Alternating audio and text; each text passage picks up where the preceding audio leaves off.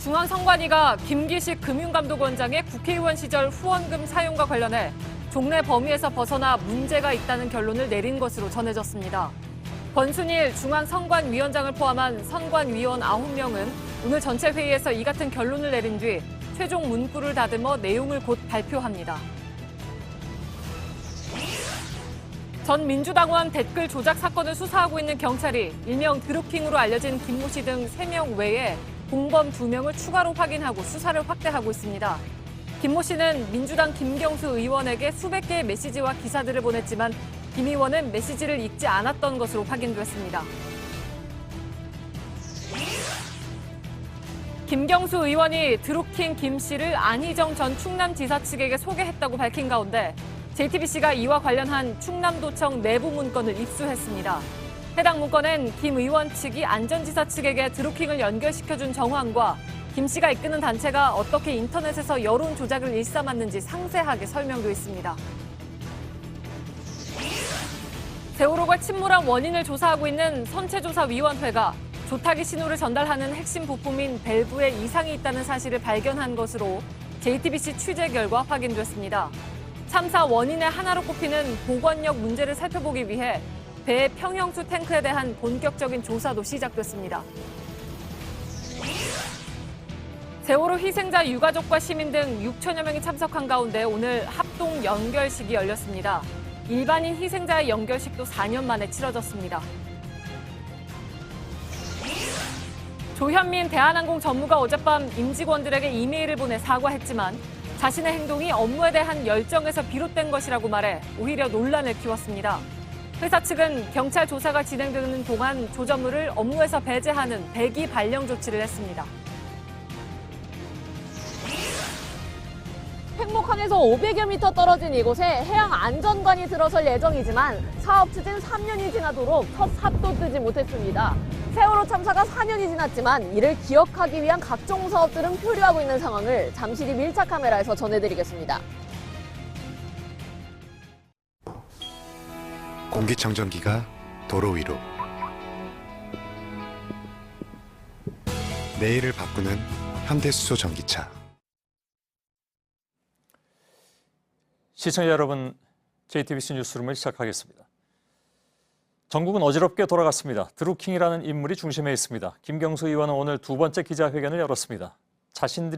저희들이 입수한 공문을 포함해서 오늘 이 문제를 다루겠습니다. 오늘 세월호 참사 4주기를 맞는 날, 4년 전 참사 당시와 1년 전 세월호가 무트로 올라왔을 때 각각 장기간 현장에서 머물면서 취재했던 서복현 기자와 이상엽 기자가 세월호 앞으로 다시 가 있습니다.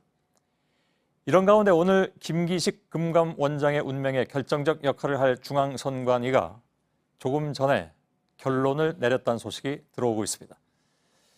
이른바 셀프 후원 의혹에 대해서 이것은 종래의 관행에서 벗어난 것이다. 이런 결론이 나왔다고 하는데 이렇게 된다면 김 원장의 거취 문제가 지금 다시 초미의 관심사가 될 수밖에 없습니다. 먼저 중앙선관위부터 연결하겠습니다. 이서준 기자, 자, 결론부터 좀 알려주실까요?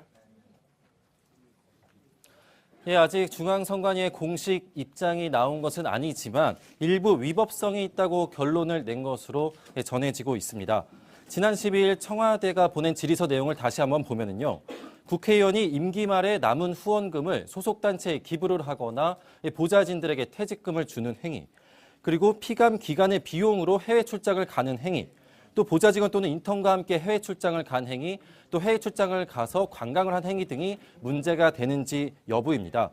오늘 전체 회의는 오후 4시부터 시작이 됐는데 7시 반쯤에 마무리가 됐습니다. 이 자리에서 특히 국회의원이 임기 말 남은 후원금을 이 소속단체에 기부를 하거나 보좌직원에게 퇴직금을 주는 행위가 위법성이 있을 수 있다라는 결론을 내린 것으로 전해지고 있습니다. 피감기관의 돈으로 출장을 간 부분에 대해서는 어떤 결론을 내렸는지는 아직 전해지진 않고 있습니다. 예. 자, 다시 좀 정리해야 될 것 같은데 지금까지 그러면 중앙선관위가 위법성이 있다라고 얘기를 하는 부분이 무엇입니까? 왜냐하면 여기 지금 너댓가지가 넘어가 있는 상황이잖아요. 그중에서 확인된 것만 좀 얘기를 좀 해줄까요? 예, 지금 현재 결론을 내린 것은 맞고 그 문장을 정리를 하고 있는 단계입니다. 그런 와중에 언론 보도를 통해서 조금 전 한 1, 2분 전쯤에 이 남은 후원금으로 국회의원 임기 말에 이 소속 단체, 자기가 소속돼 있는 단체에 기부금을 내거나 또는 이 보좌진들 퇴직금으로 쓴 행위가 위법성이 있을 수 있다. 이런 언론 보도가 나온 상태입니다. 이에 대해서 선관위도 마땅히 부인하고 있지 않기 때문에 이 부분이 위법성으로 판단됐을 것으로 현재 전해지고 있는 상황입니다. 알겠습니다. 하지만 이 결론에 대해서는 그러니까 이른바 셀프 후원 의혹과 또 남은 돈으로 임기 말에 보좌진에게 퇴직금조로 준 행위, 이것이 종래 범위를 벗어나는 것이다. 그래서 위법성이 있다라고 얘기가 나오고 있는 것 같은데, 그러면 지금 4시부터 시작해서 4시간 넘게 지금 논의가 되고 있습니다. 물론 중간에 저녁 식사 시간이 있었던 것으로 알고 있습니다만은 언제쯤 최종 결론을 공표할 예정입니까? 오늘 전체 회의는 7시 반에 마무리가 됐는데 이때 선관위원장이 밖으로 나오면서 결론을 냈다라고 말했습니다. 그리고 이때부터 이 최종 이 답변서 문장을 조율하고 있다고 하는데요. 지금 저희 취재 결과에 따르면은 8시 반쯤에는 이 최종 보도 자료를 언론에 배포할 수 있을 것 같다라고 취재가 되고 있습니다. 그 전에 청와대에는 답변서가 보내질 것으로 보이는데요. 저희가 이 보도 자료가 나오는 즉시 바로 전해드리도록 하겠습니다. 예, 알겠습니다. 지금 그 선관위 유권 해석은 청와대 질의 내용에 대해서 하나하나 구체적으로 답변이 다 나오는 그런 거죠? 예, 그럴 것으로 예상이 됩니다. 지금 7시 반에 회의가 끝났는데 아직까지도 문구를 정리하는 것으로 봤을 때 굉장히 자세하고 구체적으로 이 답변서를 쓰고 있기 때문으로 보이는데요. 이 김기식 금감원장의 거취 문제가 달려있는 만큼 단순히 문제가 된다, 안 된다 정도의 내용이 아니라 어떤 법적 근거와 그 자료들을 자세하게 정리를 할 가능성이 높습니다. 예. 이게 혹시 그 답변이 가능할까 모르겠는데 위법성이 있다라는 정도로 표현이 나오면 위법하다 하는 것과는 또 다른 상황이 되기 때문에 그걸 해석의 차이가 또 발생을 하잖아요. 그 부분에 대해서도 선관위 쪽에서는 명확하게 답변을 내놓을까요? 아니면 그냥 위법성이 의심된다는 정도로 내놓을까요? 현재까지 취재된 내용은 그것까지는 알 수가 없습니까? 예, 선관위가 수사기관이 아니기 때문에 위법한지 여부를 판단을 정확하게 하진 않을 겁니다. 예. 지금 말씀드리는 순간 방금 보도자료가 나왔는데요. 예. 일단은 공직선거법에 위반되지 아니할 것이나 같은 법 지금 같은 법 공직선거법 113조에 위반된다는 내용으로 보도자료가 나왔습니다. 예. 국회의원이 시민단체 또는 비영리법인의 구성원으로서 당의 단체의 종전의 범위 안에서 회비를 납부하는 것은 특별 회비 등을 명목으로 금전을 제공하는 것은 법 제113조에 위반된다. 이게 첫 문장입니다. 예. 자, 이 법에 문장을 봤을 때 방금 위반된다라고 전해드린 것처럼 법에 위반된다고 딱 찍어서 나왔습니다. 지금 지금 이서준 기자가 방금 받아들였기 때문에 조금 좀 들여다보고요. 전체 길이가 깁니까? 지금 A4 용지 2장 분량인데요. 제가 간단하게 봤을 때 끝 서술어가 위반됨이라는 문장이 크게 2가지가 있습니다. 그밖에 위반되지 아니함이라는 문장도 있지만 일단 2가지 이상은 위반된다라고 결론을 내린 겁니다. 알겠습니다. 그럼 그 2가지 위반됨이라고 나온 것을 다시 좀 명확하게 정리를 좀 해주시죠.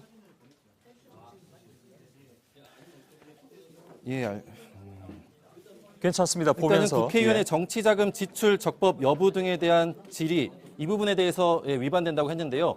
제가 처음 전달해드린 것처럼 국회의원이 남은 후원금, 이 정치자금을 어떻게 지출했는지 여부에 대해서 확인을 해보니까 일단 첫 번째 자신의 소속단체에 이 후원금으로 기부를 한 행위 등에 대해서 공직선거법 113조에 위반된다라고 적었고 그리고 선거구 안에 있는 시민단체 또는 비영리 법인에 이 후원금을 낸 행위 역시 공직선거법에 위반됨 이렇게 돼 있습니다. 하지만 보좌 직원들에게 이 퇴직금조로 준 돈에 대해서는 정치자금법에 위반되지 아니한다라고 했습니다. 그거는 애초에 알려진 것과 지금 다른 겁니다. 처음에 얘기했던 대로 셀프 후원과 그렇습니다. 퇴직금조로 준 것에 대해서 위법 가능성이 있다라는 얘기를 처음에 전해드렸는데 그건 지금 그러면 수정을 해야 되겠습니다. 그러니까 다시 말하면 네, 그렇습니다. 퇴직금조로 준 것에 대해서는 위법하다고 얘기하지 않았고 이른바 셀프 후원에 대해서는 위법하다라고 결론을 내렸다 그런 얘기가 되는 거죠. 이서준 기자. 예, 그렇습니다. 예. 맞습니다. 또 그리고 다른- 또 이 예. 피감 기관 등의 비용 부담으로 해외 출장을 가는 것이 정치자금 수수에 해당될 수 있다라고 했는데 이게 불법 정치자금인지 아닌지 여부는 판단하지 않았고 예. 이러한 행위 등이 사회상규상 정당한 이유가 있는지 여부를 판단해야 한다면서 사실상 판단을 보류했습니다. 예. 자, 이서준 기자 이렇게 하죠. 지금 받은 것을 예. 조금 더 자세하게 좀 보고 정리를 하고 있고요. 제가 청와대 연결해서 네. 고석승 기자로부터 청와대 분위기 좀 들은 다음에 금감위도 저희가 지금 그 중계팀이 나가 있는데 금감원은 저희가 조금 있다가 청와대 반응이나 또 다른 내용까지 전해드린 다음에 상황이 되면 연결하도록 하고 일단 좀 정리 좀 하고 있길 바라겠습니다. 다시 좀 연결을 하겠습니다. 청와대 연결하죠. 고석승 기자 나와 있죠. 지금 중앙선관위의 이른바 유권 해석을 맡긴 뒤에 여기서 위법성이 있다라는 것이 나오면 임명 문제에 대해서 다시 생각해 볼 수 있다라는 것이 문재인 대통령의 애초의 입장이었습니다. 지금까지 나온 상황으로 봐선 청와대 분위기는 어떻습니까? 네, 아직 이 공식적으로 이 선관위의 입장이 결론이 이 청와대로 이 전달이 됐는지 조금 전에 전달이 그런 된 상황이기 때문에 청와대 역시 이 공식적인 입장은 아직까지 내지 않고 있는 상황입니다. 이 당초 기대와는 달리 또 위법성이 인정된다는 판단이 나왔기 때문에 청와대 역시 입장을 정리할 시간이 조금 더 필요한 것으로 보입니다. 이 청와대 핵심 관계자는 이 중앙선관위의 입장이 나오기 직전 기자들과 만나서 선관위 결과를 받더라도 어떻게 조처를 할지 결정할 수 있는 비서실장도 현재 자리에 없는 상황이라 입장이 바로 나오기는 힘들 것 같다고 말한 바 있습니다. 그런데 이 조금 전에 핵심 관계자가 다시 입장을 냈는데요. 이 선관위 결과를 조금 더 분석한 이후에 문자 메시지로 우선 입장을 낼 수 있는지 검토를 해보겠다는 추가 입장을 내놨습니다. 예.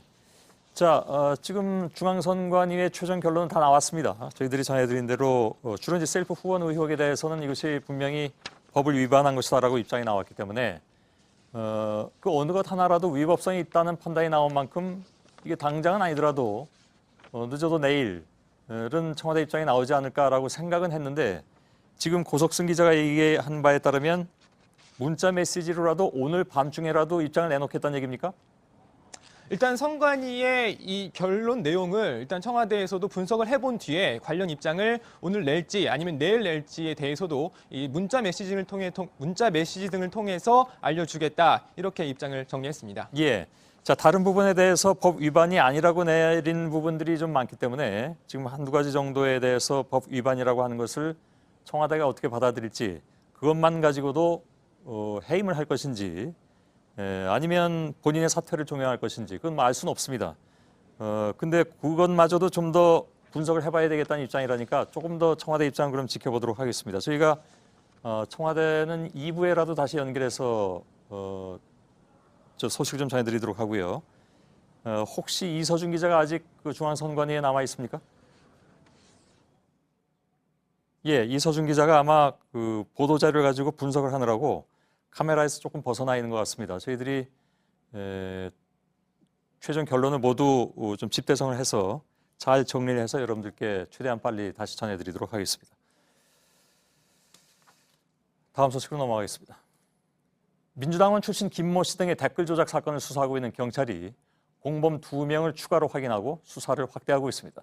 경찰은 필명 드루킹으로 알려진 김모 씨가 올해 3월에만 김경수 민주당 의원에게 115개 메시지와 기사 3천여 개를 보낸 사실도 확인했습니다. 그러나 경찰은 김 의원이 해당 메시지를 읽지 않았다고 밝혔습니다. 박준호 기자입니다. 일명 드루킹으로 알려진 김모 씨가 텔레그램 온라인 메신저의 비밀 대화방으로 김경수 의원에게 보낸 메시지는 115개라고 경찰이 밝혔습니다. 지난 3월 18일 동안 보낸 비밀 메시지 115개에는 인터넷 기사 주소 3천여 개가 담겨 있었습니다. 경찰은 김 씨가 언론 보도 댓글과 관련한 자신의 활동을 김 의원에게 보낸 것으로 보고 있습니다.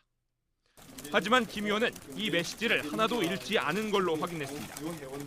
드루킹 김 씨가 일방적으로 메시지를 보냈던 겁니다. 김 씨는 지난 2016년 11월부터 최근까지 텔레그램 비밀 메시지가 아닌 일반 메시지도 김 의원에게 보냈습니다.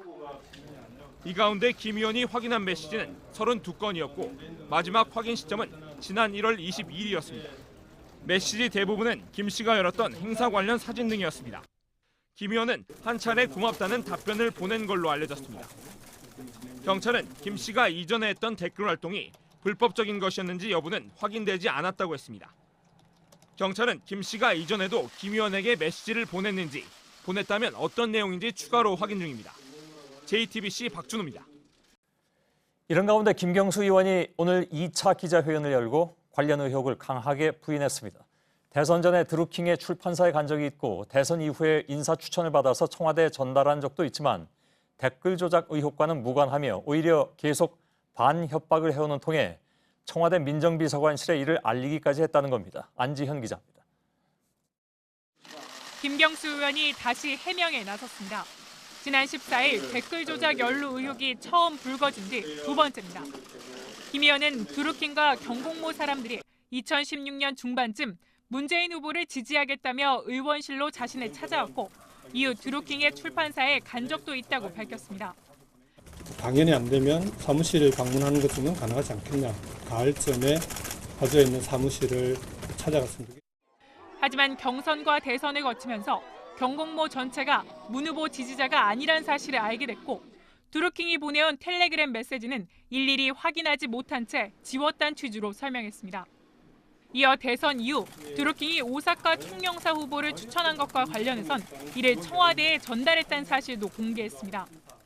경력을 보니까 대형 로펌에 계시기도 하고 전달을 할 수 있겠다라고 해서 청와대 인사수석실로 그 이력서를 전달을 했습니다. 청와대 핵심 관계자도 이에 대해선 해당 변호사를 인사 검증을 했으나 부적합하다고 판단했다고 확인했습니다. 이렇게 부적합 결론이 나자 그때부터 드루킹의 태도가 돌변했다고 김 의원은 주장했습니다. 반협박에 가까운 태도를 보였다는 겁니다. 이 때문에 김 의원은 청와대에 이 같은 사실도 전달했다고 덧붙였습니다. 이거는 좀 안 되겠다라고 해서 그때 그 이후에 돌아간 뒤에 제가 민정수석실에 민정비서관실로 이 내용을 전달을 했습니다. 하지만 청와대는 드루킹과 관련해 직접 조사를 한 사실은 없다고 밝혔습니다. JTBC 안지연입니다.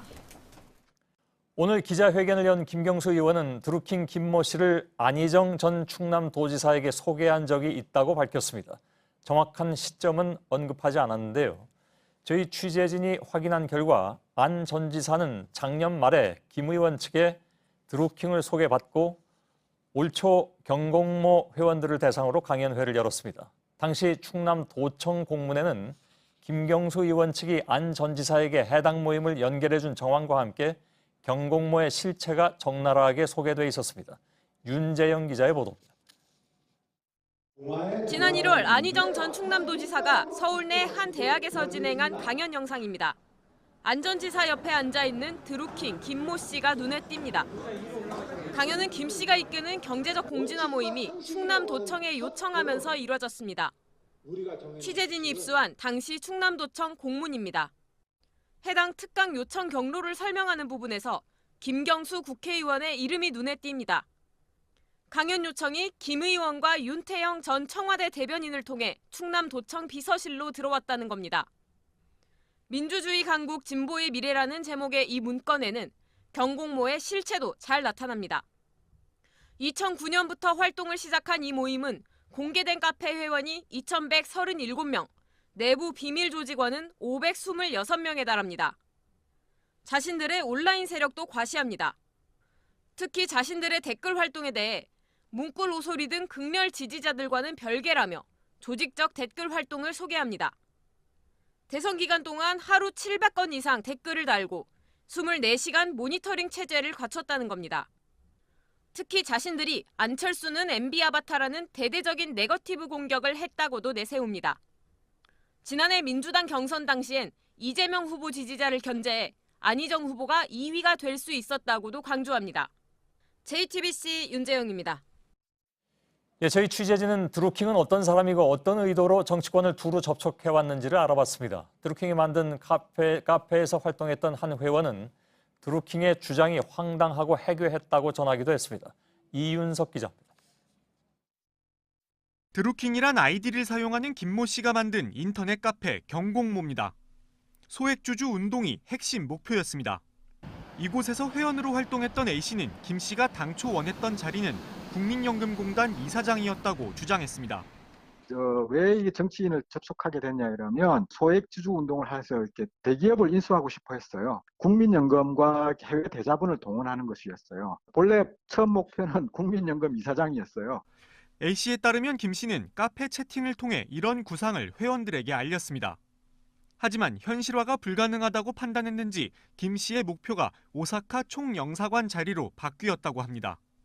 A씨는 김 씨가 믿는 일본 침몰설이 영향을 미쳤다고 말했는데 내용이 황당하다고 전했습니다. 일본 대침몰과 비난민들을 모아서 일단 개성공단에 먼저 이렇게 안착을 하고 남북한 정권에 다 줄을 대갖고는 개성공단을 홍콩처럼 특별구역으로 하지만 오사카 총영사관 자리 요청은 받아들여지지 않았습니다. 이후 김 씨는 김경수 의원과 청와대 인사들이 특정 종교 집단과 관련이 있다는 말을 했다고 A씨는 주장했습니다. 김경수 의원 측은 김 씨가 종교 집단을 언급하며 악의적으로 공격을 했다고 말했습니다. JTBC 이윤석입니다. 예, 방금 보도해드린 문건을 보면 드루킹 김모 씨가 이끄는 모임, 이른바 경제적 공진화 모임의 실체가 어느 정도 드러납니다. 결국 김 씨와 그 모임이 왜 비밀스럽게 댓글들을 조작했는지가 핵심으로 보입니다. 취재 기자와 한 걸음 더 들어가겠습니다. 박소연 기자가 나와 있습니다. 자, 문건을 보면 드루킹 김 씨가 댓글 조작을 통해서 여론을 움직였다, 이런 얘기인데 우선 그건 가능한 얘기입니까? 그 문건을 보면요, 앞서 보도해드린 것처럼 드루킹은 지난해 민주당 경선과 대선 때 자신들이 온라인 여론 형성에 큰 역할을 했다고 주장하고 있습니다. 예. 최근 수사로 밝혀진 거는 이들이 매크로라는 컴퓨터 프로그래밍을 이용해 올해 1월 여자 아이스하키팀 단일팀 구성 기사에 공감수를 조작했다는 겁니다. 예. 하지만 맞서 저희가 보도해드렸던 모니터 요원 매뉴얼에 따르면 이보다 더 훨씬 많은 기사에 이들이 이른바 작업을 했던 것으로 보여집니다. 예. 자, 방금 보도에서 보면 조직의 그 규모도 꽤 큽니다. 댓글 작업에도 상당히 경비가 들 것으로 보이는데요. 네, 그렇습니다. 문건에서 밝힌 이들의 한 해 운영비만 11억 원에 달합니다. 11억 원. 네, 그렇습니다. 그리고 저희가 확인한 바에 따르면 경기도 파주 출판단지에 있는 이들의 사무실 임대료만 한 달에 400만 원이 넘습니다. 예. 그리고 상주하고 있는 직원들만 4-5명에 있습니다. 한 달 경비만 1,000만 원에 달할 것으로 보입니다. 그런데 경공모 측은 후원금을 받지 않고 강의 수입과 물품 판매 수익으로 운영비를 충당하고 있다고 설명합니다. 예. 실제 온라인에선 샴푸와 주방용품을 판매했던 것이 확인했지만 운영비를 충당하기에는 규모가 작습니다. 수억 원에 달하는 운영비를 어떻게 조달했는지가 수사의 또 다른 관건이 될 것으로 보입니다. 예. 자, 이 경공모 운영은 드루킹이라는 사람이 혼자 한 겁니까? 저희가 입수한 공문에 따르면요, 지난 1월 안희정 전 충남지사의 강연에 티타임이 있었습니다. 예. 이 자리에 드루킹 김 씨 외에 3명이 참석했습니다. 모두 변호사입니다. 그 좀 전에 나왔던 것처럼 오사카 총영사관으로 추천됐다가 부인했던 도모 변호사도 이 명단에 있었습니다. 예. 윤모 변호사는 현재 구속된 김 씨의 그 법적인 조력을 하고 있는 것으로 전해지고 있습니다. 장모 변호사는 강연회에 참석한 적이 없다고 부인했고 도 변호사와 윤 변호사는 입장을 밝히지 않았습니다. 예. 대부분 변호사들이 많은 모양이군요. 근데 그 문건에는 구체적인 댓글 활동도 나옵니까? 네, 문건에 따르면요, 대선 때 하루에 700건에 달하는 댓글을 작성했다고 나와 있습니다. 예. 또 24시간 모니터링 체계도 갖춰져 있어 그 온라인에서 자신들의 영향력을 하고 있다고 주장하고 있습니다. 예. 그러면 구속된 3명 외에 댓글 조작에 관여한 공범이 또 있습니까?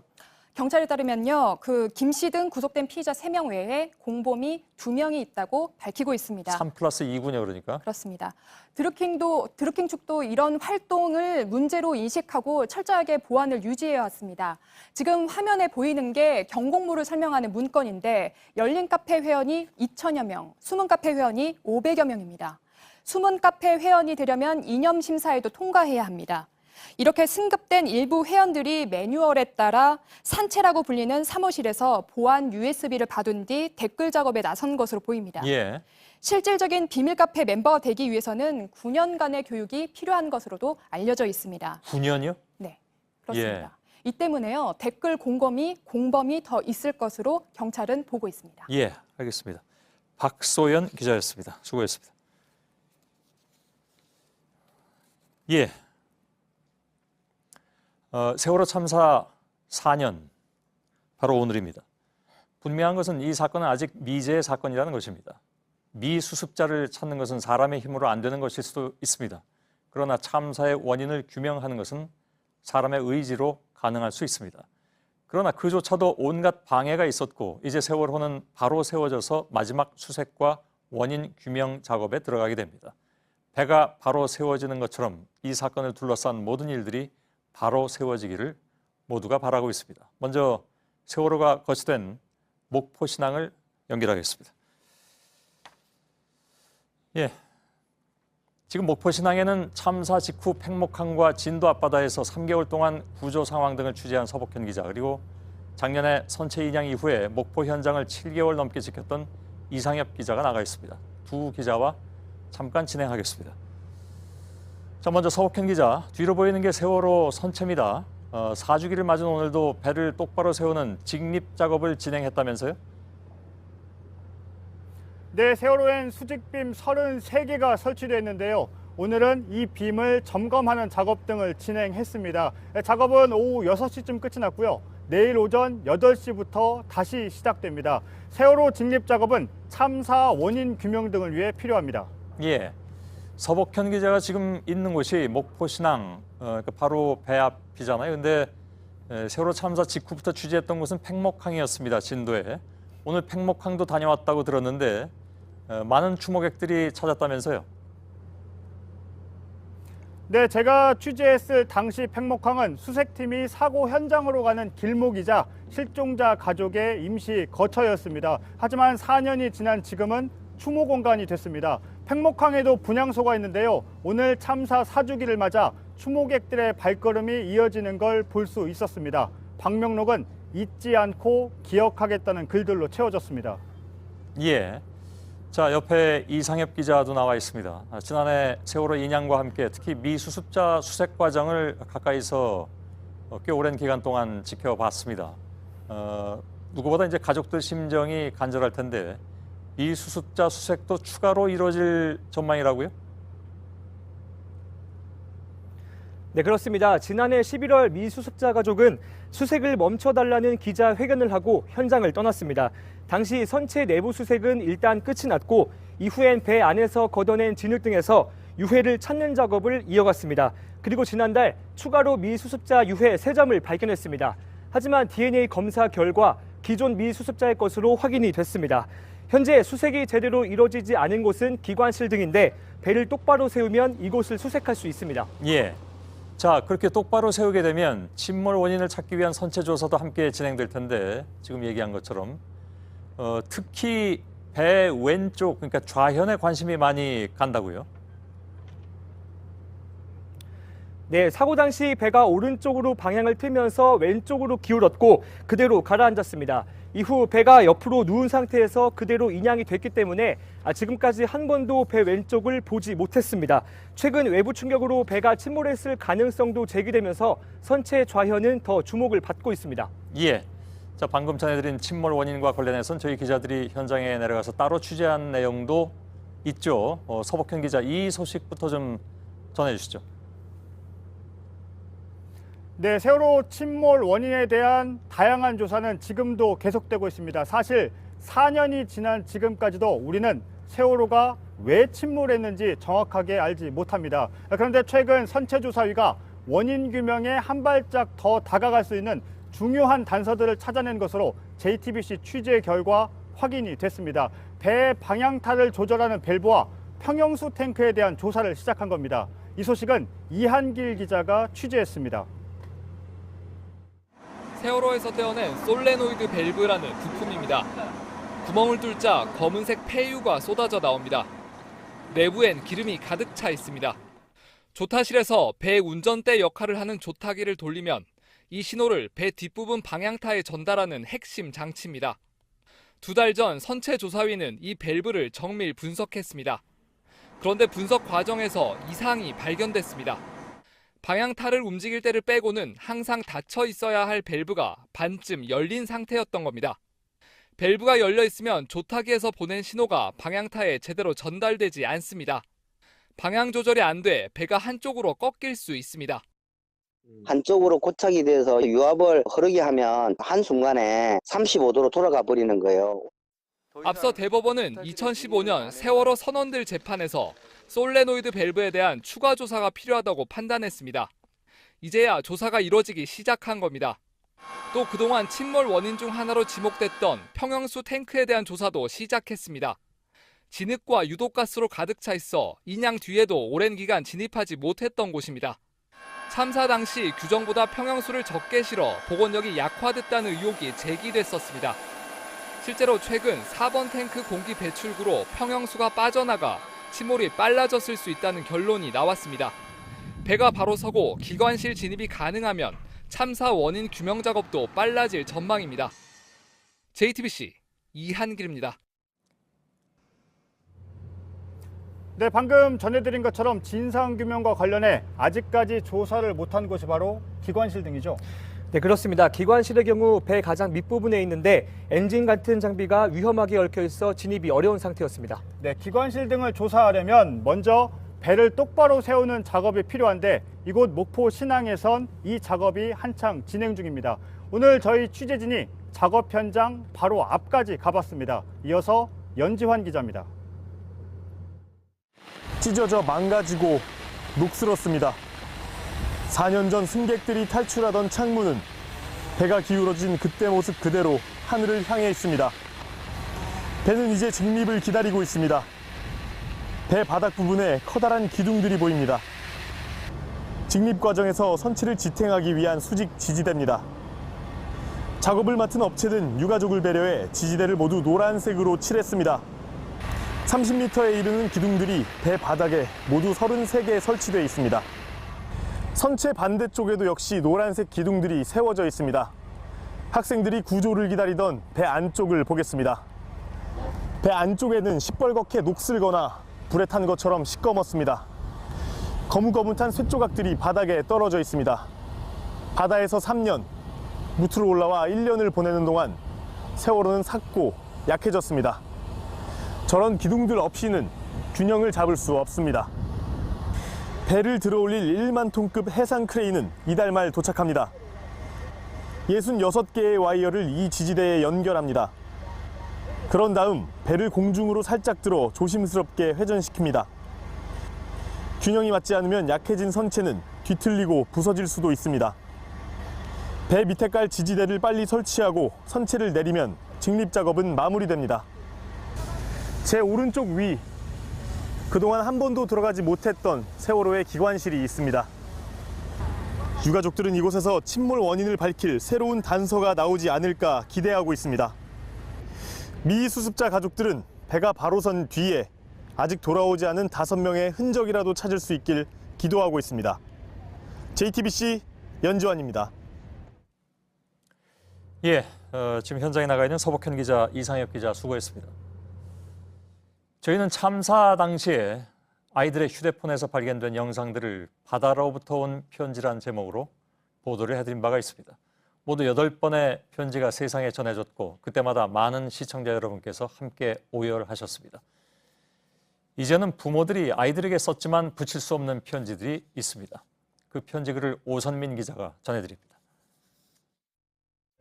사랑하는 우리 아들 순범아, 금쪽 같은 내 새끼. 살포시 뒤에 와서 허그를 해주던 그때 그 느낌. 잘 지내고 잘 버티고 있지? 모두가 널 사랑하고 있거든. 4년 전 오늘 바다 앞에서 아이들 이름을 목 놓아 외쳤습니다. 기다리고 기다렸지만 아이들은 끝내 돌아오질 않았습니다. 부모로서 지켜주지 못했던 이런 미안함. 얼마나 무서웠고 엄마가 얼마나 보고 싶었을까. 다시 볼 수 없는 아이들에게 110명의 부모들은 하고 싶은 말을 손편지에 눌러 담았습니다. 이제 더 울지 않겠다고 약속하기도 하고 엄마가 너무 슬퍼하는 것보다는 이제 좀 희망을 갖고 싶다고. 아이가 떠나간 이유를 밝혀내겠다고 다짐하기도 합니다. 꼭 끝까지 밝혀주겠다라는 그런 의미에서 매일 편지를 쓰고 있고. 날씨가 따뜻해지고 꽃이 피는 이맘때쯤이면 그리움은 더 커집니다. 그래서 부모들은 오늘도 붙일 수 없는 편지를 다시 씁니다. 존재 자체가 소중하고 늘 큰 선물이었으며 행복이었단다. 행복했어, 세희야. 딸과 같이 요가한다고 사람들이 부러워했지. 모든 걸 너와 나의 끈으로 잇고 싶다. JTBC 오선민입니다.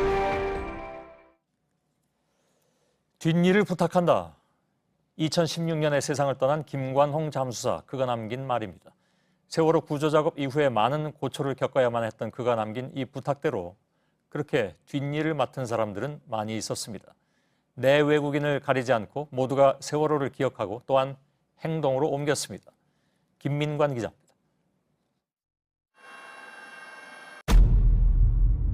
4년이 지났지만 그날이 아직 또렷합니다. 외국인 감독은 지금도 카메라를 들고 바다로 나섭니다. 세월호 침몰 원인을 찾기 위해 다큐멘터리 영화를 만들고 있는 겁니다. There's still an investigation happening. There's still many things going on. 참사 소식을 듣고 정신없이 현장으로 달려갔던 잠수사. 누구도 시키지 않았지만 동료들과 3달을 현장에 머물렀습니다. 하지만 검은 물에서 건져낸 292명보다 아직 찾지 못한 한 명의 아이, 혁규군이 눈에 밟힙니다. 5살 먹은 개를 찾았으면 하는 생각이 지금도 간절하죠. 그런 거. 작은 교회의 목사는 유가족들을 위로하고 싶어 2년 가까이 4.16 합창단 피아노 반주를 자청했습니다. 위로할 말재주도 없고 큰 선물을 해주지 못하지만 음악 한 곡을 꼭 들려주고 싶었습니다. 지난 주말 추모 행사 내내 목사는 피아노 앞에 앉았습니다. 가족분들이 표현하고자 하는 그 노래를 충분히 좀 밑에서 돕는다, 그런 마음을 가지고 3사람 모두 그동안 저마다 방식으로 세월호를 기억하고 위로하고 또 행동했습니다. 눈앞 현실을 바라보는 것만으로도 힘이 들었고 It was incredibly sad to see the families on the harbour side kind of shouting and asking for people to help. 억울한 누명을 쓰기도 했습니다.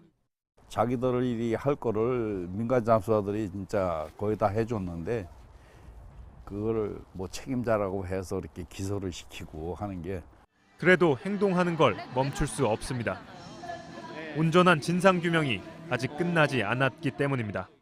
그날은 아직 오지 않았기 때문에 그 노래를 계속해서 오늘도 부르려고 합니다. JTBC 김민관입니다.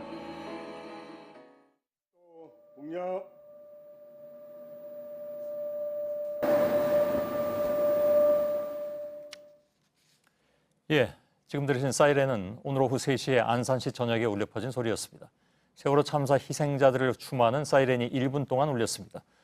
합동 연결식에 모인 6천여 명은 물론이고 강의실에서 수업을 듣던 대학생, 인근의 소방관 등도 모두 고개를 숙이고 참사의 그날을 기억했습니다.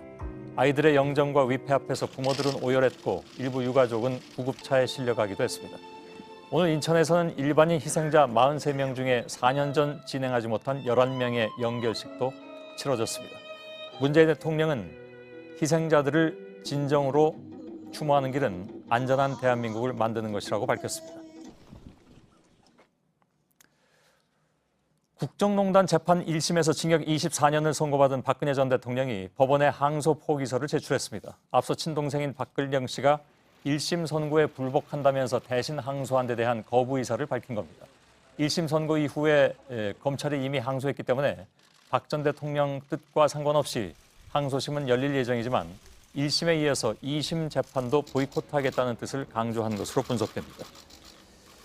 김기식 금감원장과 관련해서 2가지의 속보가 들어와 있습니다. 우선 첫 번째는 김기식 원장이 조금 전에 중앙선관위의 발표가 나온 직후에 사의를 표명했다는 소식이 들어와 있습니다. 이 내용 좀 더 취재되는 대로 여러분들께 상세히 전해드리겠습니다. 그리고 오늘 8시 40분에 지금 한 4분밖에 남진 않았는데요. 청와대에서 김기식 원장과 관련한 브리핑을 한다는 그런 얘기도 들어와 있습니다. 우선 저희들이 선관위를 좀 연결해서 이서준 기자가 선관위에서 내놓은 최종 결론을 다 정리를 했는데 짤막하게 좀 소개를 해드리고 관련 소식을 이어가도록 하겠습니다. 이서준 기자, 자, 정확히 위법이다, 법에 위반된다라고 밝힌 점 가장 먼저 어떤 행위였습니까? 예, 바로 의원 시절 정치 후원금 중 남은 돈 중 이 일부를 자신이 속한 단체에 특별 회비 등 명목으로 종전 범위에 벗어나 금전을 제공한 것, 이렇게 이에 대해서 위법이라고 결론을 냈습니다. 이거는 김기식 원장이 자신이 속한 더 좋은 미래라는 단체에 5천만 원을 기부한 행위, 이걸 위법 소지가 있다라고 결론을 낸 겁니다. 자, 그럼 당초에 문제가 됐던 피감기관 돈으로 해외 출장을 간 것, 이것은 선관위가 어떻게 판단을 했습니까? 예, 이에 대해서는 정치자금법상 정치자금을 받은 것에 해당할 소지는 있지만 이게 정치자금법을 위반했는지 위법성 여부는 판단을 보류했습니다.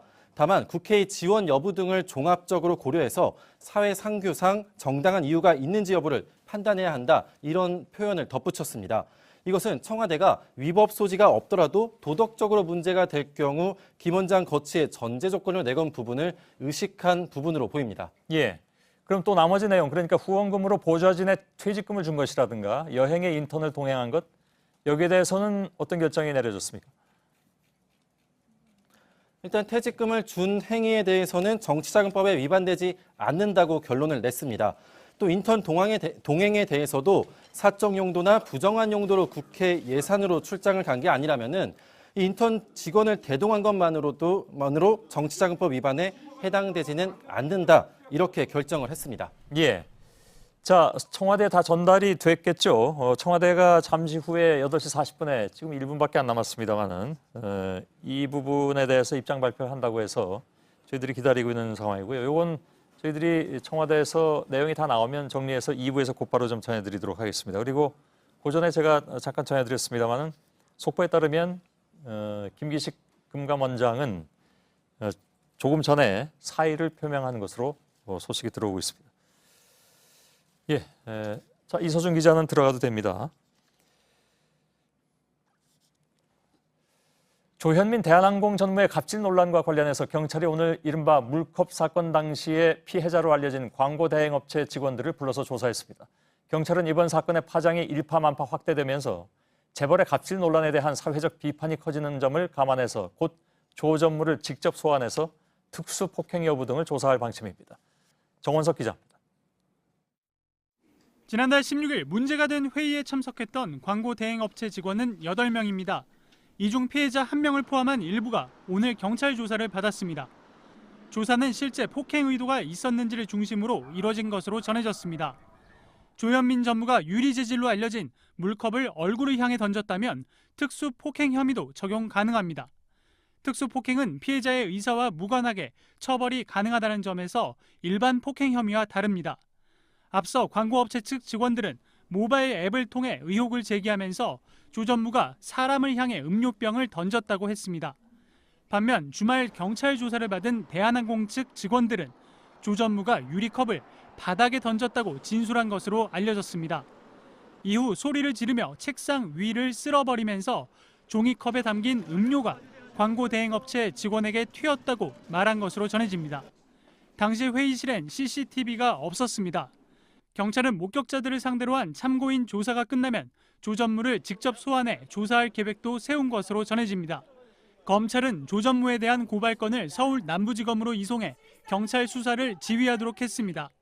JTBC 정원석입니다. 조현민 전무는 어제 대한항공 사내에 이메일로 사과문을 돌렸습니다. 그러나 자신이 광고 대행사 직원에게 어떤 행위를 했는지 또 회사 직원들에게 폭언과 욕설을 한 것이 맞는지 구체적으로 해명하거나 언급하지 않았습니다. 대신 업무에 대한 열정에서 그랬다는 변명은 담았습니다. 대한항공 측은 처음에 경찰 조사 결과를 지켜보겠다고 했다가 여론이 계속 악화되자 뒤늦게 조 전무에 대해서 대기 발령 조치를 내렸습니다. 전다빈 기자입니다. 어젯밤 조현민 대한항공 전무가 직원들에게 보낸 이메일 사과문입니다. 진심으로 사죄의 말씀을 올린다며 법적인 책임을 다하고 사회적 비난도 달게 받겠다고 했습니다. 하지만 자세히 보면 알맹이가 없는 사과문이란 지적이 나오고 있습니다. 사과문엔 물벼락, 막말 등 논란이 되고 있는 자신의 행위에 대한 구체적인 언급은 전혀 없습니다. 대신 업무에 대한 열정에 집중하느라 그랬다는 변명이 담겼습니다. 나아가 공개 사과나 사퇴 등에 대해선 일절 언급하지 않았습니다. 핵심이 없는 사과문을 내놓은 것과는 다르게 법적 대응은 신속하게 진행하고 있습니다. 입국하자마자 경찰 조사를 대비해 변호사부터 선임했습니다. 사과문 역시 변호사 검토를 거친 것으로 알려졌습니다. 대한항공 측은 오늘 오전까지 경찰 조사 결과가 나온 뒤 조치하겠다는 공식 입장을 고수해왔습니다. 하지만 여론 악화를 의식한 듯 오후엔 조전무를 업무에서 배제하는 대기 발령 조치를 내렸습니다. JTBC 전다빈입니다. 이런 가운데 미국 국적인 조현민 전무가 6년 동안 불법으로 한진그룹 계열사인 진에어의 등기 임원을 맡았던 사실이 드러났습니다. 외국인이 항공사 등기 임원이 되는 것은 명백한 항공법 위반으로 면허 취소 사유도 됩니다. 그러나 뒤늦게 이를 파악한 국토교통부는 소급 처벌이 어렵다는 입장입니다. 이태경 기자입니다. 진에어가 2016년 금융감독원 전자공시 시스템에 공시한 임원 변동 내역입니다. 조현민 대한항공 전무가 미국 이름인 조 에밀리 리로 등기 임원인 사내이사에 명시돼 있습니다. 조 전무는 2010년부터 2016년까지 진에어 등기 임원을 지냈습니다. 항공법 9조와 10조에 따르면 대한민국 국민이 아닌 사람, 다시 말해 외국인은 항공사 등기 임원이 될 수 없습니다. 외국인이 등기 임원에 이름을 올린 항공사는 면허가 취소될 수도 있습니다. 무려 6년간 등기 임원을 지냈는데도 국토부는 불법으로 등재한 사실을 몰랐다고 해명했습니다.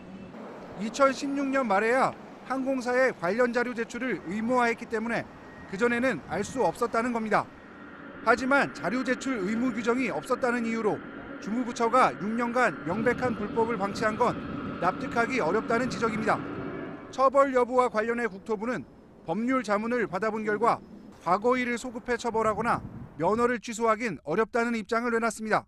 JTBC 이태경입니다. 이번 사건은 단순한 재벌 3세의 일탈을 넘어서 근본적인 의문을 던지고 있죠. 대한항공은 민간 기업이긴 하지만 국가명을 사용하는 대표 항공사입니다. 그만큼 정부와 국민으로부터 많은 물적 지원도 받고 있습니다. 이런 기업의 재벌 3세들이 줄줄이 젊은 나이에 대표가 되고 연이어 갑질을 해서 파문을 일으키고 그러다가 법적 처벌을 받아도 슬그머니 복귀하는 것이 합당한 것인가 짚어봐야 한다는 목소리가 높습니다. 박영우 기자입니다. 올해 1월 문을 연 인천공항 제2터미널입니다. 공사비만 4조 3천억 원이 들어간 최첨단 건물인데 사실상 대한항공이 독점으로 쓰고 있습니다. 많은 항공사가 입주를 희망했지만 대한항공에 단독 배정되면서 특혜 의혹도 일었습니다. 또 대한항공에는 공공자산인 운항권이 배분되고 공무원들이 출장을 갈 때는 원칙적으로 국적기를 이용해야 합니다. 조양호 총수 일가에 이은 대한항공의 2대 주주는 국민연금입니다. 그만큼 사회적 책임감이 필요하지만 실상은 일반 기업보다 더 사유물처럼 경영한다는 지적입니다.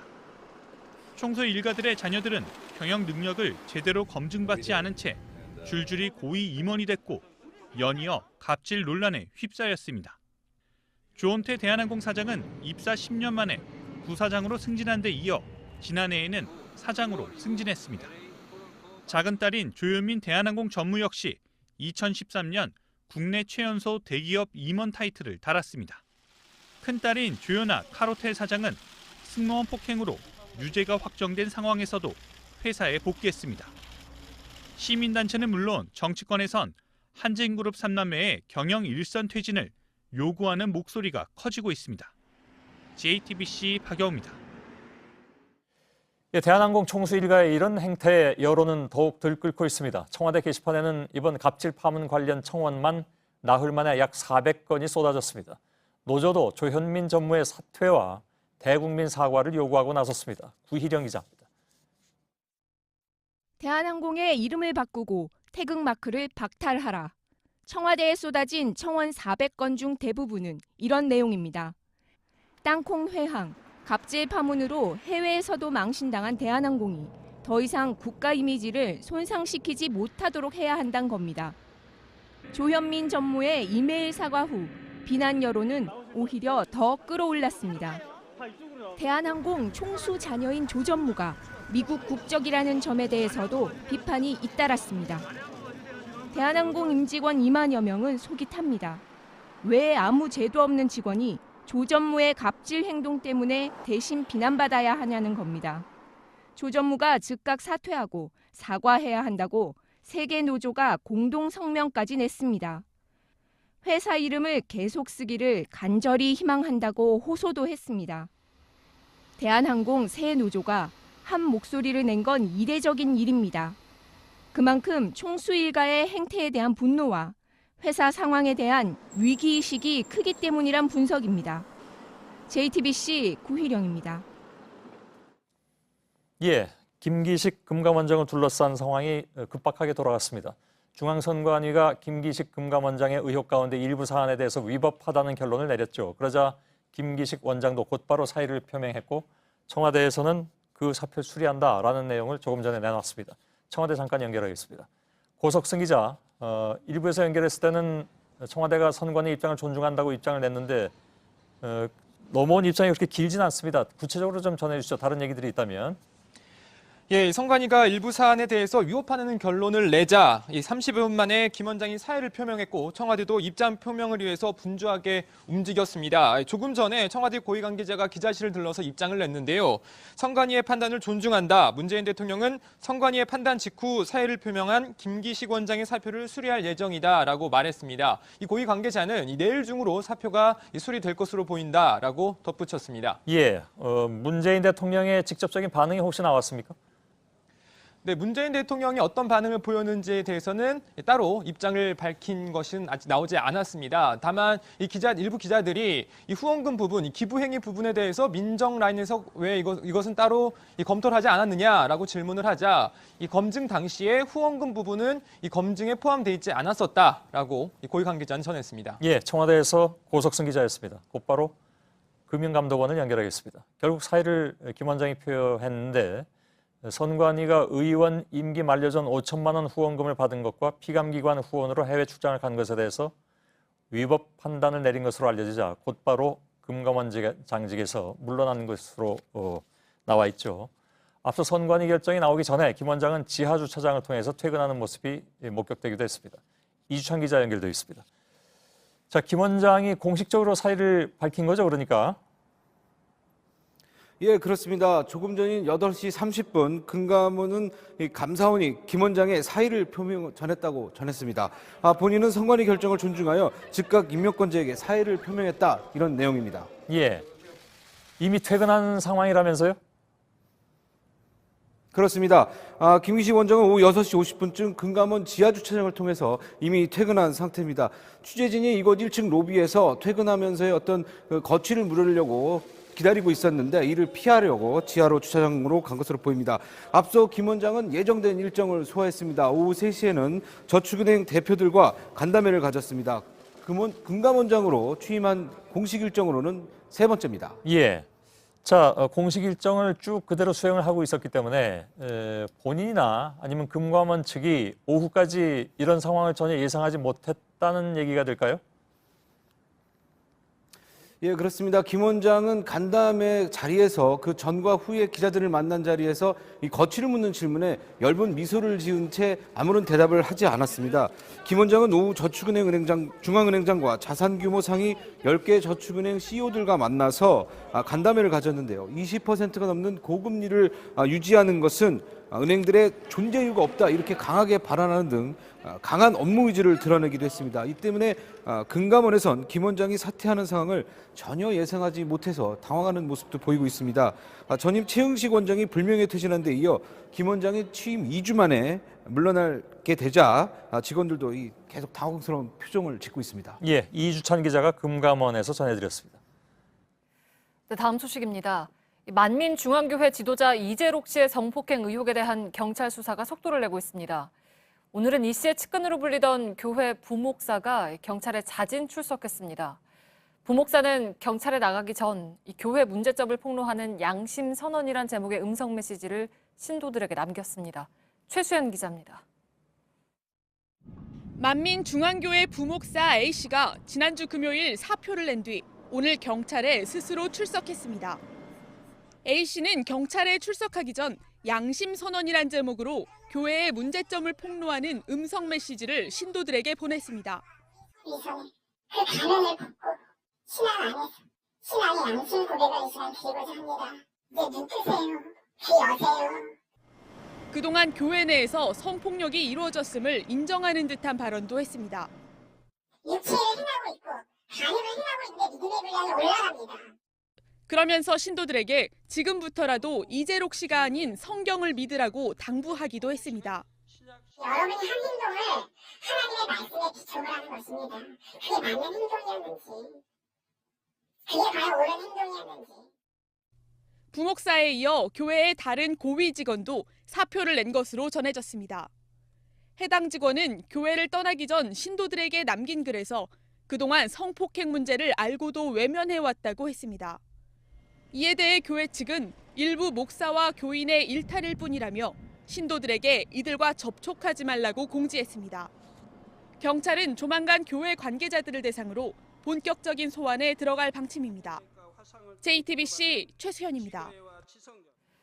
네, 만민교회 이재록 씨에게 성폭행을 당했다고 주장하는 피해자들은 이 씨가 하나님이 성관계를 하라고 했다며 자신들을 속였다고 말했습니다. 오늘 경찰에 출석한 이 씨의 측근 부목사는 이런 말이 다 거짓이라고 주장했습니다. 최하은 기자입니다. 이 씨에게 성폭행을 당했다고 주장하는 신도들은 이 씨가 하나님의 계시를 받았다며 성관계를 요구했다고 주장했습니다. 이 씨 측근인 여성 목사가 이 씨에게 계시를 전한다고 했다는 겁니다. 도착했더니 테이프를 들어주더라고요. 너는 여자를 취해도 된다라는 그 교회에서는 하나님의 말씀을 주는 여자 목사가 있어요. 하지만 이재록 씨의 측근으로 꼽히는 부목사는 경찰에 출석하기 전 신도들에게 남긴 음성 메시지를 통해 이런 계시가 대부분 가짜라고 주장했습니다. 계시는 틀립니다. 받는 계시는 반도 맞지 않습니다. 점장이도 반은 맞습니다. 그렇게 가면 갈수록 계시는 맞는 것이 하나 더 틀렸습니다. 그러면서 하나님의 계시라면서 신도들을 속이는 일을 중단하라고 요구했습니다. 회개하세요. 저하고 그런 모습으로 살았으면서 그리고 그 입술로 계시를 받는다고 하시면 안 되지 않습니까? 해당 여성 목사는 성관계하라는 계시를 받은 적도 없고 그런 말을 한 적도 없다고 해명했습니다. JTBC 최하은입니다. 네, 서울 서초동의 대형 교회인 사랑의 교회 오정현 담임 목사가 교단이 정한 목사 자격을 갖추지 못했다는 대법원 판결이 나왔습니다. 사랑의 교회 측은 대법원이 사실을 오해했다고 반박했습니다. 김선미 기자입니다. 사랑의 교회 신도 8명은 2015년 오정현 담임 목사가 대한예수교 장로회 총회에 목사 자격을 갖추지 못했다며 소송을 냈습니다. 1986년 미국 장로교단에서 안수를 받았던 오정현 목사는 국내 교단에 가입하기 위해 총신대 신학대학원에 편입학했는데 이 과정에 문제가 있었다는 겁니다. 교단 헌법에 따르면 목사 자격을 얻는 방법은 크게 두 가지입니다. 일반 과정의 경우 총신대 신학대학원을 졸업하고 강도사 시험에 합격한 뒤 1년 이상 교회에서 일하고 목사 고시에도 합격해야 합니다. 다른 교단에서 온 목사는 신학교에 편목 과정으로 입학해 2년 이상 수업을 듣고 강도사 고시에만 합격하면 됩니다. 1심과 2심 재판부는 미국에서 안수를 받은 오 목사가 편목 과정으로 입학했고 이후 과정에 하자가 없다며 오 목사 손을 들어줬습니다. 하지만 대법원은 오 목사가 편목이 아닌 일반 과정으로 입학한 것으로 봐야 한다며 목사 고시에도 합격해야 한다고 판단했습니다. 오 목사가 총신대에 목사 안수증을 제출하지 않았고 스스로도 일반 편입 자격이 아닌가 생각한다고 인정한 점을 근거로 들었습니다. 사랑의 교회 측은 총신대가 편목 과정을 인정한 문서를 증거로 제출했는데도 일반 과정으로 본 것은 대법원이 사실을 오인한 것이라고 반박했습니다. JTBC 김섬입니다. 소셜미디어에 올라온 문재인 대통령 사진에 현직 외교관이 댓글로 욕설을 한 사실이 확인돼서 외교부가 조사에 나섰습니다. 주 방글라데시 대사인데 이전에도 대사관 직원에게 갑질을 한 사실이 확인돼 징계를 받기도 했습니다. 유선희 기자입니다. 소셜미디어에 올라온 문재인 대통령의 사진입니다. 지난 4일 올라온 2개의 사진엔 각각 하나씩 욕설로 댓글이 달렸습니다. 댓글을 단 사람을 클릭하니 주 방글라데시 대사의 계정으로 연결됩니다. 대사가 대통령 사진에 욕설 댓글을 달았다는 소문은 교민사회에 금방 퍼졌습니다. 갑질로 막 징계받고 했으니까 열받아서 욕했을 거라고 다들 그랬죠. 해당 대사는 지난해 직원에게 갑질을 한 사실이 확인돼 최근 징계를 받았습니다. 당시 대사관에 근무하던 요리사는 대사의 부인으로부터 머리와 손톱 손질을 요구받는 등 갑질이 있었다고 주장했습니다. 대사는 댓글을 달지 않았다면서 경찰에 해킹 여부 등에 대해 수사를 의뢰하겠다고 해명했습니다. 갑질로 인한 징계도 억울하다고 주장했습니다. 외교부는 해당 대사의 계정으로 댓글이 달린 사실을 확인했다며 계정 도용 여부 등 댓글이 달린 경위를 확인해 조치하겠다고 밝혔습니다. JTBC 유선입니다. 네, 며칠 전 경북 영주에서 유독가스 누출 사고가 났을 때 공장 주변의 주민들에게 빨리 대피하란 문자가 가기까지 50분이 걸렸습니다. 담당 공무원이 출근하지 않아서 늦어졌다고 합니다. 또 나머지 시민들에겐 불편을 끼친다는 이유로 경상북도가 문자 발송을 승인하지 않은 것으로 드러났습니다. 윤두열 기자입니다. 공장 인근 마을 주민 일부가 대피하라는 재난 문자를 받은 건 7시 27분입니다. SK 머티리얼즈 공장에서 가스가 새나간 지 50분이 지나섭니다. 늦게 보낸 이유는 황당합니다. 새벽이라 재난 문자를 보낼 수 있는 담당 공무원이 출근하지 않아서입니다. 당직자가 보내는 시스템이 당직실에 없어요. 공장 주변에 살고 있지 않은 영주 시민들은 사고가 나고 4시간이 더 넘어서야 재난 문자를 받았습니다. 그나마 상황이 다 끝났다는 내용입니다. 영주시 측에서 2번이나 문자 발송을 요청했지만 경상북도가 승인을 내주지 않았기 때문입니다. 더 이상 초과 발생이 없을 것으로 판단돼서 개인 생활에 이제 불편을 초래하게 되죠. 혼란도 오고. 시민들은 아무것도 모른 채 출근하고 등교했습니다. 이렇게 등교한 학생들은 뒤늦게 학교에서 긴급히 빠져나가야 했습니다. 9시 반쯤에 방송이 울려서 다 이제 집으로 가라고 이렇게. 영주 지역 시민단체들은 지자체 재난 시스템에 구멍이 났다며 재발 방지 대책을 마련해 줄 것을 요구했습니다. JTBC 윤두열입니다. 배우 최은희 씨가 92살의 나이로 세상을 떠났습니다. 최 씨는 사랑방 손님과 어머니, 상록수 등에 출연하며 1960년대 한국 영화를 대표하는 배우로 활동했습니다. 1978년 납북됐다 남편인 고 신상옥 감독과 함께 북한에서 만든 영화 소금으로 1985년 모스크바 영화제에서 여우주연상을 받았습니다. 이후 1986년 오스트리아의 미국 대사관을 통해 탈출에 성공하는 등 영화보다 더 영화 같은 삶을 살았습니다.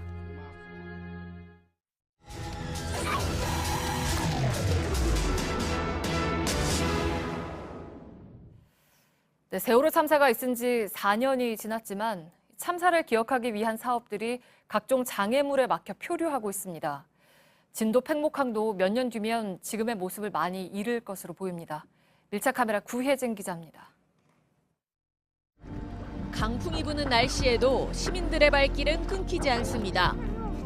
기억의 벽에 메시지를 읽거나 노란 리본을 붙입니다. 세월호가 침몰한 방향을 하염없이 바라보기도 합니다. 여기가 어떤 모습으로 남아있는지 보고 싶었고 기다리는 장소이기도 하잖아요. 기다리는 모습은 어땠는지 생각도 해보고. 항상 생각하면 마음이 아프죠. 그래서 찾게 됐어요. 분향소에도 많은 이들이 다녀갑니다. 영정 앞에 놓인 간식거리나 새 운동화가 쓸쓸합니다. 미수습자 가족들이 끝까지 자리를 지켰던 컨테이너 숙소 뒤로는 공사가 한창입니다. 진도항 개발공사의 일부입니다. 개발 계획에 따르면 팽목항에는 여객선 터미널이 들어설 예정인데 빨간 등대가 보이는 이 앞쪽 바다부터 저곳 분향소가 마련된 곳 사이를 매립을 한 뒤에 항만시설이 들어서게 됩니다. 참사로 인해 미뤄졌던 개발이 다시 시작된 건데 여객 터미널이 완공되면 현재의 시설 대부분이 사라지는 건 불가피합니다. 항에다가 이걸 계속 정치한다는 것은 조금 누가 봐도 좀 안 맞지 않습니까? 항에서 사고가 나버렸으면 모르는데 공해상에서 사고 난 건데. 나는 마지막으로 본 아이 얼굴 본 데가 이 자리거든요. 여기 아무것도 안 해놓으면 진짜 후회할 것 같은 느낌. 팽목항에서 500여 미터 떨어진 이곳에 해양안전관이 들어섭니다. 세월호 참사를 기억하고 해양사고를 예방하자는 취지인데 2015년부터 추진됐지만 아직 첫 삽도 뜨지 못했습니다. 정부 예산에 번번이 건립 비용이 반영되지 않은 데다 운영 비용의 부담을 누가 할지를 놓고 해수부와 전라남도 간 공방이 계속됐기 때문입니다. 유스 호스텔 등의 숙박시설을 갖추고 해양 안전 관련 체험과 훈련을 제공할 계획인데 부지에 바다가 면해 있지 않아 적절하지 않다는 의견도 제기됩니다. 단원고가 있는 경기도 안산은 추모공원 설립 여부를 놓고 주민 간 갈등이 생겼습니다. 정부 합동 연결식을 마지막으로 4년 동안 자리를 지켰던 합동 분향소는 철거가 되고 시는 공원 안에 다른 추모 시설을 만들 계획입니다. 하지만 반대 여론이 거세서 현재 난항을 겪고 있습니다. 추운 날씨에도 반대 집회에 참여한 시민이 수백 명입니다. 세월호 나쁠 땅! 결사 반대! 안산 시민들이 그때 당시에 굉장히 봉사를 많이 해줬습니다. 그랬던 우리를 이렇게 배신을 했어요. 추모 시설의 위치와 공안 시설 여부가 반대의 핵심입니다. 추모공원과 추모관 세우는 것 반대 안 합니다. 그러나 다른 농장에다 세우는 것은 절대 반대합니다. 주변에 주택가와 아파트가 많은 것도 반대가 많은 이유입니다. 지방선거를 앞둔 시장, 시의원 예비 후보들이 시위 현장을 찾기도 했습니다. 이를 보는 일부 학생들은 마음이 무겁습니다. 자기 이렇게 자식들이 그랬다고 생각을 했어도 전부 시위를 할 수 있을까 좋게 생각하면 어떤가 싶습니다. 4년 전 세월호 아이들을 기다리던 기억의 방파제입니다. 아직도 이곳 방파제에는 잊지 않겠다, 보고 싶다라는 메시지들로 가득한데요. 하지만 이곳 팽목항마저도 참사의 기억을 잃을 위기에 처했습니다. 우리 사회가 얻었던 교훈마저 사라지는 것은 아닐까요? 밀착 카메라 구혜진입니다.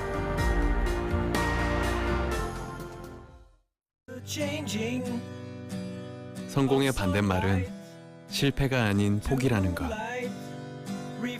끈기를 이길 수 있는 재능은 없다는 것. 꾸준함이 쌓이면 넘을 수 없는 실력이 된다는 것.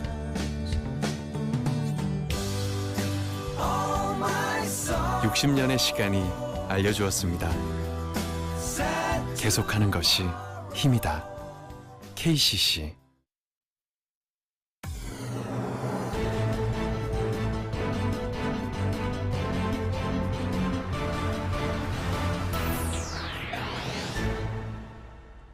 뉴스룸의 앵커 브리핑을 시작하겠습니다. 1997년 4월 20일 광장 한편 세월호 유족의 막사 앞 시인은 헛개비처럼 서 있던 남성의 종아리 위에 쓰인 날짜를 보았습니다. 그날 태어난 아이는 그로부터 17년 뒤에 잔인했던 4월에 끝내 바다를 건너지 못했습니다. 결코 그날로 돌아갈 수 없었던 아비는 아들이 태어난 그 시간이라도 잊지 않고자 몸 안에 글자를 새겨 넣었을 것입니다. 그리고 2018년 3월의 어느 날 이른바 영재라 불리는 9살 주원이는 시간이란 무엇인가에 대해서 알려주고 있었습니다. 아인슈타인의 상대성 이론을 공부해서 타임머신을 개발하고 싶다고 했던 아이. 왜 시간여행을 하고 싶으냐는 질문에 대한 소년의 답변은 어른들을 놀라게 했습니다. 주원이가 돌아가고 싶은 시간은 2014년 4월 16일. 세월호가 가라앉은 바로 그날이었습니다. 과거로 돌아가서 세월호의 형 누나들에게 그 배가 위험하니 타지 말라고 얘기해 주려고 아이의 책가방에 매달린 노란색 리본이 해맑게 웃고 있었습니다. 4년이란 시간, 그 길이와 너비는 얼마만큼일까? 인정하긴 어렵지만 시간은 흐르고 삶은 계속되고 있기에 모두는 조금의 죄책감과 조금의 미안함을 품은 채 다시 오늘에 이르렀습니다. 물론 평범한 일상이 모두 슬픔과 그리움일 수는 없을 것입니다. 시간은 천천히 지나갈 것이고 사람들은 가끔씩 다시 그날을 떠올리며 소스라칠 것입니다. 그러나 그 배에 사람이 타고 있었던 사실을 기억하고 함께 안타까워했던 순간들을 잊지 않는다면 그것은 헤어짐이 아닌 영원히가 아닐까. 적어도 우리는 단식 중인 세월호 가족들 앞에서 피자를 시켜놓고 폭식하는 행위에 투쟁이란 이름을 붙였던 야만의 시대를 건너왔고 국가가 거의 모든 책임을 방기한 것으로 보이는 참사에 그저 그것도 하나의 교통사고일 뿐이라고 외치는 잔인한 세월을 지나온 사람들이기에 누군가 잊으라 해도 잊지 않을 것입니다. 오늘의 앵커 브리핑이었습니다.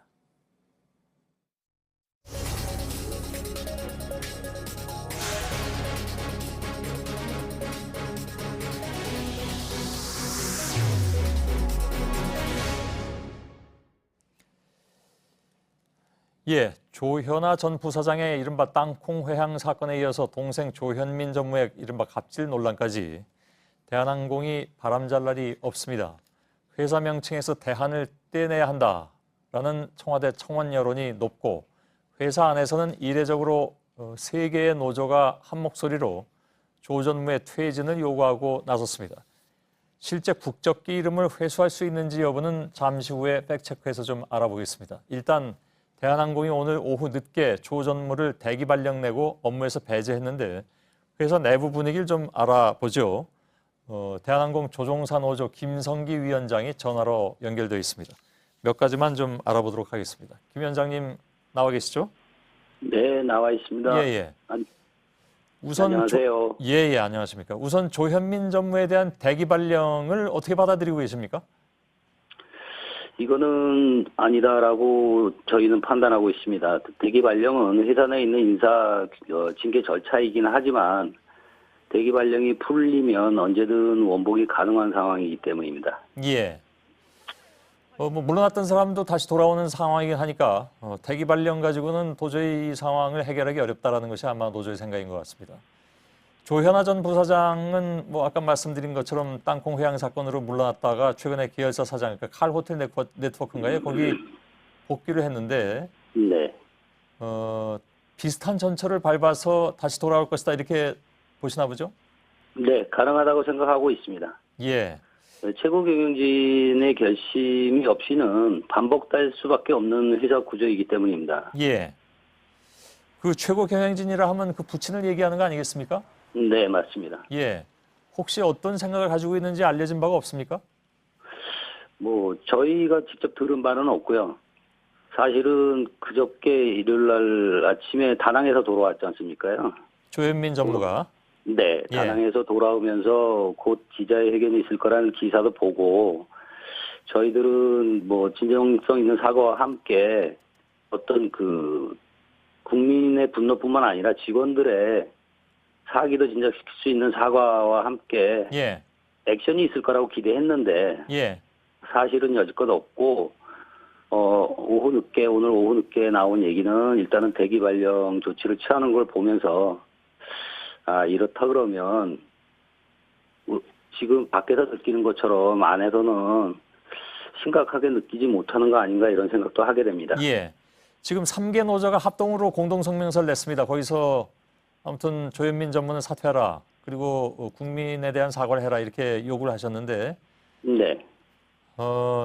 아무튼 대한항공 직원들은 굉장히 자괴감을 느끼고 있다고 했습니다. 구체적으로 무슨 얘기들이 오가는지 말씀해 주신다면 어떤 게 있을까요?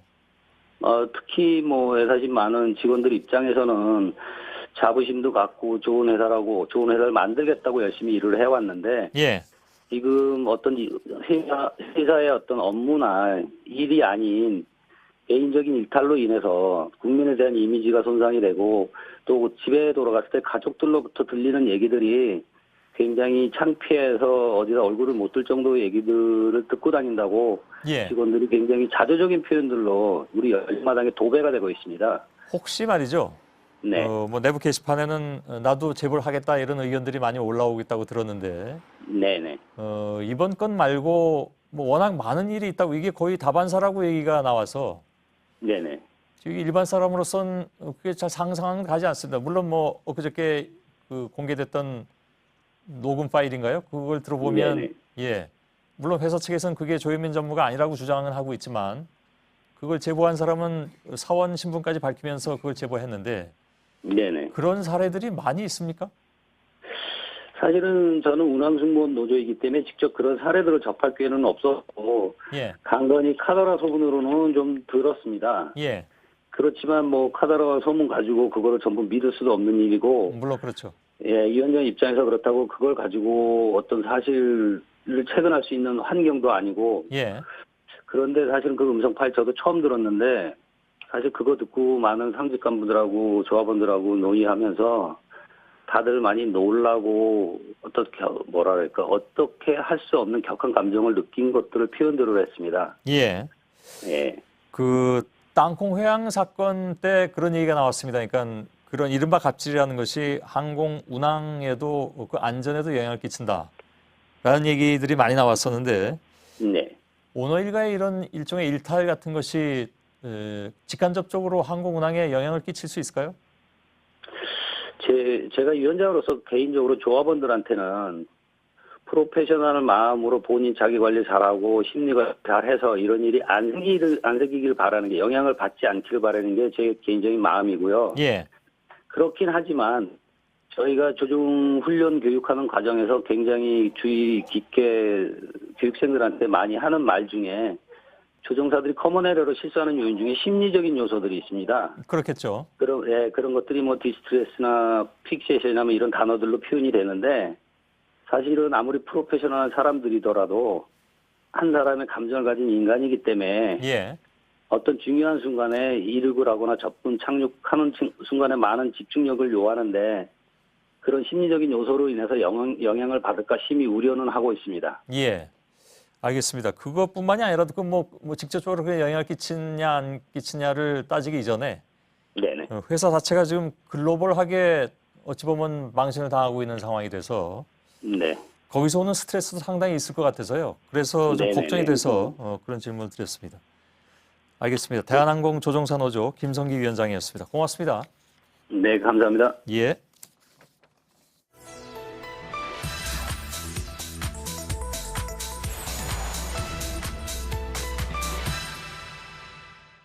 정부는 조양 후 일가에 대해 과연 국적기의 명예를 계속 부여하는 것이 마땅한지도 검토해야 할 시점인 것 같습니다.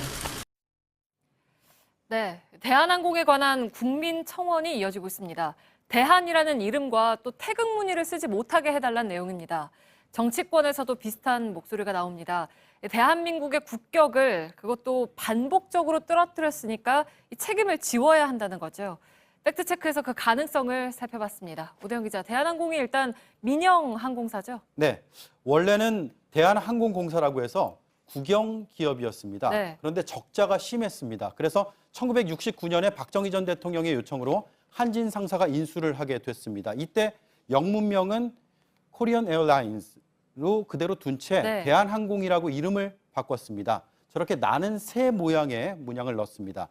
1984년에는 코리안 에어로 영문명이 달라졌고 태극 무늬가 새롭게 들어갔습니다. 현재 한진 계열사와 총수 일가가 최대 주주입니다. 네, 그러니까 거의 50년 전부터 써왔던 이름인데 근데 이거를 이제 정부가 바꾸게 할 수가 있습니까? 어렵습니다. 정부가 지분이 없습니다. 그래서 강제할 수 있는 권한이 없습니다. 네. 상표법을 보면 현저한 지리적 명칭으로 된 상표를 제한하도록 되어 있습니다. 그래서 대안이라는 표현도 지명에 해당되긴 합니다. 이 법을 바탕으로 특허청은 심사 기준을 정해놨습니다. 지리명과 업종명이 결합될 경우에 허가해야 했습니다.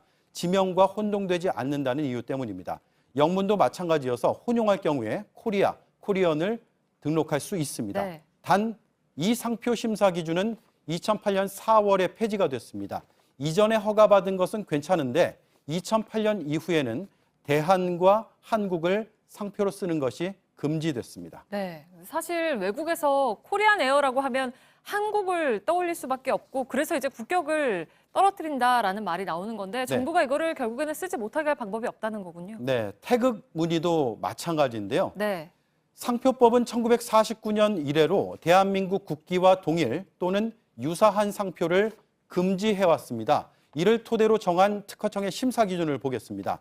건곤감리를 포함한 태극기 모양과 닮았는지, 네. 태극 무늬만 쓸 경우에는 푸른색과 붉은색이 분리되어 있는지, 그 사이에 글자가 들어갔는지를 판단합니다. 대한항공은 1984년에 허가를 받았습니다. 태극 무늬 사이에 비행기 프로펠러 모양이 들어가서 승인이 됐습니다. 따라서 정부가 강제할 방법이 뚜렷하지 않습니다. 대신에 상표 등록 취소 심판을 낼 수 있습니다. 그럴 경우에 대법원에서 최종 판단합니다. 네, 지금 계속 국민 청원이 이어지고 있는데 결국에는 이런 국민 청원을 통해서 국민들이 이야기를 하고 싶은 건 이러한 나라 이미지를 손상시킨 것에 대한 책임을 지게 하라라는 거 아니겠습니까? 맞습니다. 정부의 지원으로 성장한 기업이기 때문입니다. 네. 대한항공은 1969년 민영화 이후에 20년 가까이 독점적인 지위를 누렸습니다. 1980년 회의록을 한번 보겠습니다. 박정희 전두환 정권에서 대한항공 특혜에 대해서 비판이 많았던 것으로 확인이 됩니다. 제2의 민항기를 허가하라는 목소리도 컸습니다. 하지만 국가 경쟁력을 이유로 정부가 거부했습니다. 세금을 비롯해서 다양한 혜택을 줬습니다. 1988년에 정부가 아시아나 항공을 허가하면서 이 독점권이 깨졌습니다. 네. 지금 정부는 항공사에게 뭐 운항권 주고 그리고 항로를 쓸 수 있게 해주잖아요. 네. 그러니까 이런 부분들에 있어서 불이익을 주자라는 이야기들도 나오고 있죠. 네, 항공사는 지금도 정부의 지원 없이는 운영이 굉장히 힘듭니다. 네. 왜냐하면 정부가 외국과 협상을 해서 운항권과 영공 통과권 이런 걸 얻어냅니다. 이걸 항공사에 배분하는 구조입니다. 네. 배분 기준은 안전성, 고객 편의성, 재무 건전성 등 매우 많습니다.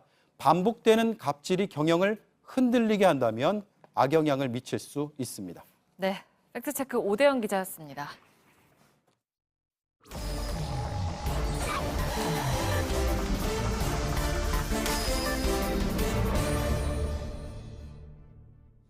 비하인드 뉴스 시작하겠습니다. 박성태 기자.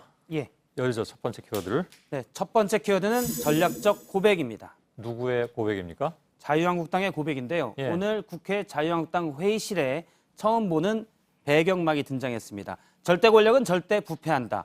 우리도 그래서 망했다로 되어 있는데요.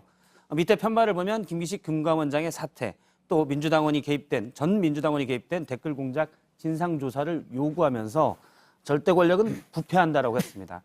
즉 민주당의 부패를 지적하고 이는 대통령제, 현 제도 자체가 그렇기 때문이다. 그래서 총리에게 실질적인 권한을 나눠주는 개헌을 해야 된다라는 주장까지 한 셈입니다. 예. 그러면서 더 눈에 띈 건 우리도 그래서 망했다. 전 여당이 자신이 여당일 때 부패 때문에 망했다고 공식적인 고백을 한 겁니다. 예. 저걸 저렇게 써가지고 뒤에 걸어놨습니까? 예. 저 회의실은 새로 개선을 해서 오늘 처음 예. 열었는데 크게 붙여놨습니다. 예.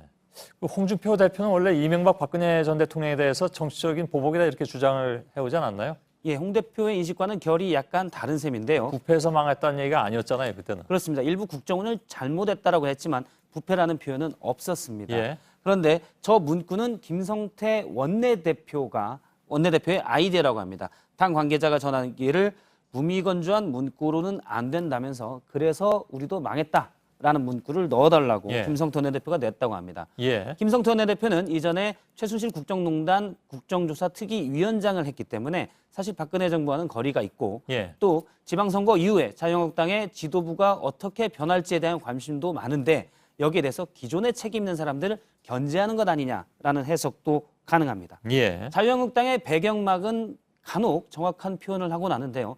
2016년 총선 한 달여 전인 당시의 배경막이 눈길을 끌기도 했습니다. 정신 차리자 한순간 훅 간다. 이게 2016년 3월 배경막인데요. 예. 당시에는 총선 공천을 두고 친박과 비박 간의 갈등이 컸었는데 정확히 한 달 뒤에 한 달여 뒤에 총선에서 참패하면서 배경막에 애언이 맞았습니다. 예. 근데 하여간 뭐 배경막을 너무 이렇게 뻔한 얘기를 하는 것보다 이렇게 하면 금방 와닿긴 하겠죠. 예. 본인들한테도. 예. 두 번째 키워드는요? 두 번째 키워드는 그녀의 목소리로 잡았습니다. 이건 뭐 조전무 목소리입니까? 예. 예. 일단 수백만 명이 들었지만 다시 한번 일단 듣고 시작하도록 하겠습니다. 예.